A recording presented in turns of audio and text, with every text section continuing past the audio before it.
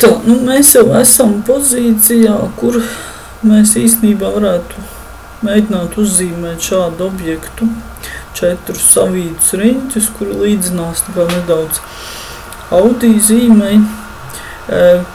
Kā ilustratorā tādus var izveidot.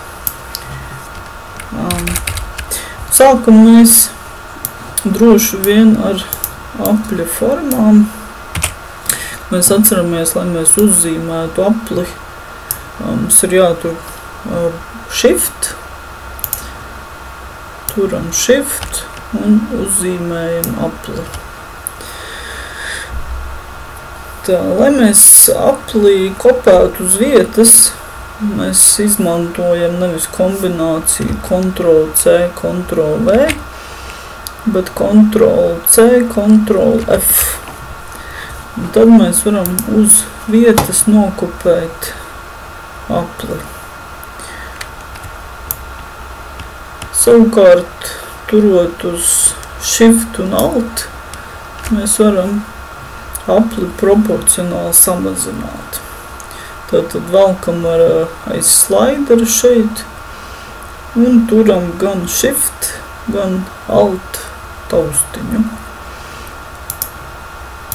Un tad mums ir nokopējies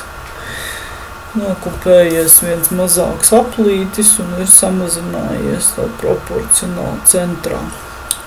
Tad turot Ctrl+C, Ctrl+F, atkal spiežot, mēs varam nokopēt šo aplīti.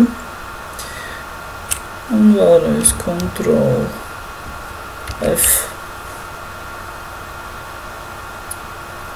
Spiežot, mēs varam nokopēt atkal šādu pašu apli. Un tad mazliet slinkums varbūt tur izlīdzināt, tad Ctrl+C, Ctrl+F. Un mums ir precīzi nokopējušies. Tad es šobrīd turu uz tastatūras bultu. Un tādā veidā pārbīdu objektus. Tad, kad mēs esam šādi nokopējuši, apskatāmies, lai ir apmēram līdzīgas distants, tad, kad mēs esam šādi nokopējuši, mēs varam ņemt savu pazīstamo Shape Builder tool un diezgan vienkārši ir tālākās darbības. Mēs tad savienojam tātad šīs te vietas, kurām būtu jāiet vienai otrai pāri, un apakšā izdaram tieši to pašu. Nu, principā, apļi jau ir savijušies, mēs viņus iezīmējam, varam uzlikt gradienta instrumentu. Noņemam varbūt kontūru. Kontūra mums šeit nebūs vajadzīga un varam arī pildījumu dzēst.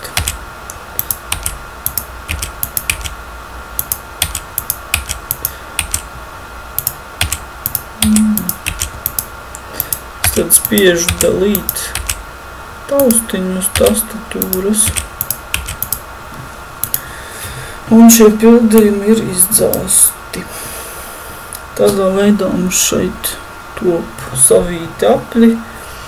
Ar gradientu šis te vijums ir nedaudz labāk pamanāms, tāpēc es pildījumā izvēlējos likt tieši gradientu.